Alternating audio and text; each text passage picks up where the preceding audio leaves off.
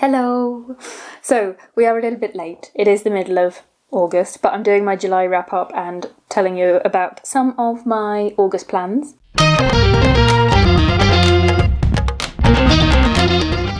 Let's begin with the July wrap-up. I didn't just want to go through all the books that I've read, simply because, in general, most of them I'm doing some sort of reading vlog around or some sort of video around, so you will hear my thoughts on different books as time goes on, because I will be posting some of those.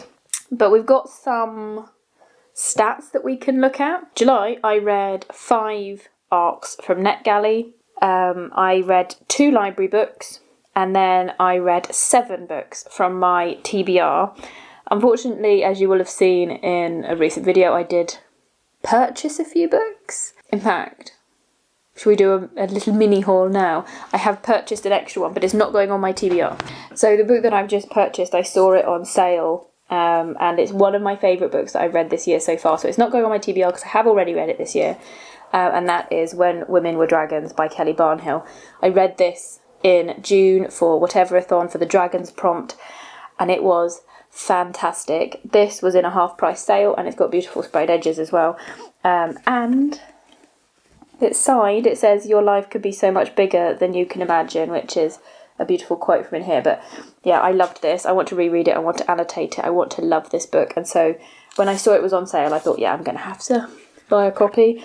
So that one I've just purchased. Anyway, so I did read 7 books from my TBR, but I did add, was it 5?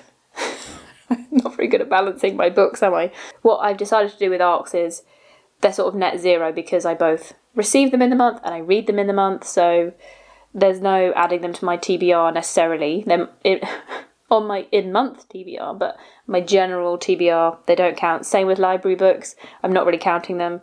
The next sort of stats that I wanted to look at was female to male authors. So it's not been something that I've tracked very much in the past. I generally tend to just try and enjoy a book, and it doesn't really matter whether it's male or female.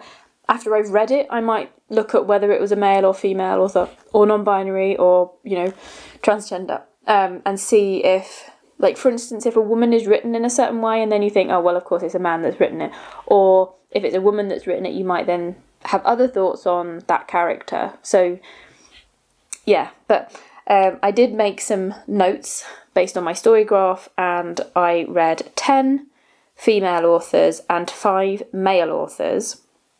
I read 14 books in total, and that is because one of the books that I read had 2 authors. So that's why I have more authors than books read. Unfortunately, no non-binary, transgender or other authors that I know of. Obviously, I don't know necessarily just from looking at names. The next stat that I was looking at was inspired by Meg with Books, because I quite like her wrap-ups and the way that she structures it and what stats she looks at. So she has a section where she goes through debut novels, new to me, or an author that you've read before. And I read 3 debut novels this month, 11 new to me authors, and no authors that I've read before, which doesn't surprise me on the read before, because I have so many books on my TBR, because I've only sort of relatively recently, say the last couple of years, really gotten back into reading. Most of the books that I'm reading are new to me authors, so that doesn't surprise me too much. I then sort of looked at my YA to adult, because I'm really moving away from YA, and I've read 4 YA books and 10 adult books. However, 2 of the YA books are on my favourite books of the month list for this month, so that's a surprise. So I read 14 books this month. I've mentioned my average rating was 4.16. I seem to be getting better and better with my average ratings. My least favourite book read this month was Dead Poets Society by N.H. Kleinbaum. This was a novelisation of the movie. I've never seen the movie. I'd never read the book before. It was on my shelf because I went through a phase of thinking, I wonder whether I like dark academia. Purchased a couple of books and then didn't read them. So that's why it was on my shelf. I will be talking more about it in one of my reading vlogs, which is coming. This one was really disappointing. I was tempted to give it 2 stars because I really didn't like it. But the premise of it, the ideas there and what it could have been was good. So I gave it a 3-star in the end. But the things that I didn't like about it, it was too quick. So it was 166 pages. It's a very short book. And in those 166 pages, you don't get enough time to explore the relationships that are supposed to be explored, the school setting, the academia side of a dark academia book, the poets that they're referencing in the story, the relationship with the teacher and the teacher's backstory. There's just not enough time to do everything that it could have done and should have done in that book. The other thing I really didn't like about it was there were some really icky things. There was one particular boy who developed a crush on a girl from another school. She rejects him multiple times, but he has decided that he wants her. And basically he wears her down until she sort of says, okay, fine, we can go on a date. That felt icky. There is also a very weird scene where he is touching her sexually, but she doesn't know that it's him. She thinks it's her boyfriend. They're in a darkened room. He becomes aware that she is there with her boyfriend and he starts touching her, and really not okay. Really, really not okay. And then the final thing that really, as I say, it was too short. So there is, I don't know if it happens in the movie, so I don't know if I'm spoiling anything, but there is a death that happens, which should have been so much more emotional. But because it's such a short book, because everything feels so rushed through, I didn't feel any emotion about it. It was just a thing that happened. So, yeah, so it was just too quick. Let's just move on to my favourite books of the month. So I've got 2 that I'm going to say are special mentions, because they weren't 5-star reads, but I really loved them and they have stuck with me. One is You'll Be Safe Here by Damien Barr, which I'm reading for a vlog that's coming out. This is a look at South Africa. It's a split timeline. So the first timeline, we are after around the Second Boer War, which is a period of history that I know nothing about. It's very interesting. It's the diary of a woman who gets taken to, it's called a refugee camp, but it's a prison. It's horrendous conditions, and it's about her trying to protect her son. She's got a young son in there with her. And then the second timeline, I say the second timeline, sort of the second 2/3 of the book are following a family. So first of all, we are following the life of, a very brief life of the mother of the child that we're going to be following, and how she came to be the person she is. No, not the mother, the grandmother, sorry. And then the birth of the daughter who becomes the mother of the child that we then follow for the final third of the book. And the army camps that came up in South Africa after, required army service became, not a thing. How parents and people wanted their kids to have, say, the gayness beaten out of them and things like that. So it's quite a sad story. It's not a happy story. But it was really good, and it was about a topic that I didn't know anything about. So really loved that. I gave it 4 stars, 4.5 stars. It was really, really good. It wasn't the best book I've ever read, but it was really good. Damien Barr, the author, has a memoir called Maggie and Me, which is about growing up gay in Thatcher's Britain, and I really want to read that now. I'm not a big memoir person, but that sounds really good. And as having loved his debut novel, really want to read it. I've also seen on his Instagram that he's working on another book. He very kindly chatted to me about it, and he recommended. He's got a thing called the Damien Barr Literary Salon on YouTube, and, they do things, which is really lovely as well. So really lovely author as well. The other, special mention was Hold Back the Tide by Melinda Salisbury, which I read for my YA creepy horror reading vlog, which is already on my channel.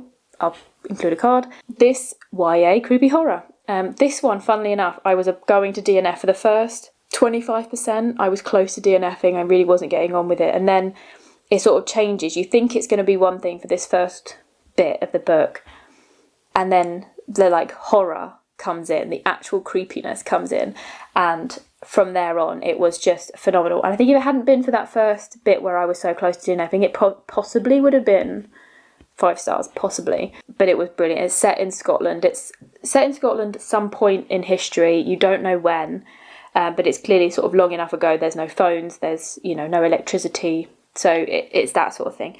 It's got somewhat of a secluded cabin setting. It's lockside. There's these otherworldly creatures. It's just lovely. So then on to my 5-star reads. I'm going to do them in order of when I read them, rather than trying to rank them in any way. They're just all brilliant books. 3 of them were from my ARCs, so that's pretty good. I'm pretty happy with that.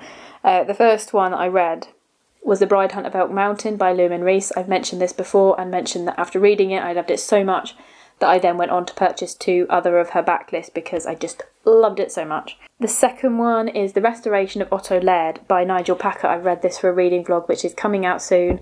It's one of the oldest books on my TBR, I think. It was a random one that I got because it was in the clearance sale at Waterstone, so it was £2. Never heard of it, never heard of the author. It is his debut novel. He hasn't written anything else since, and it is an elderly gentleman looking back on his life, and the catalyst for the whole story is that one of his buildings that he designed is being torn down. But what really elevated it for me above just like a reflective novel was the fact that architecture is being used as an art form, and it's talking about architecture as political activism. So his ideals around how people should be living, it was just lovely. I just really loved it. Number 3 is the other YA that's in my top books of the month, and that is Daughter of Darkness by Elizabeth and Catherine Court. So this is the one that had 2 authors. They are a sister duo writing team. This is not their debut novel. They have others, but this is the first one I've ever read of theirs. This is the start of a series.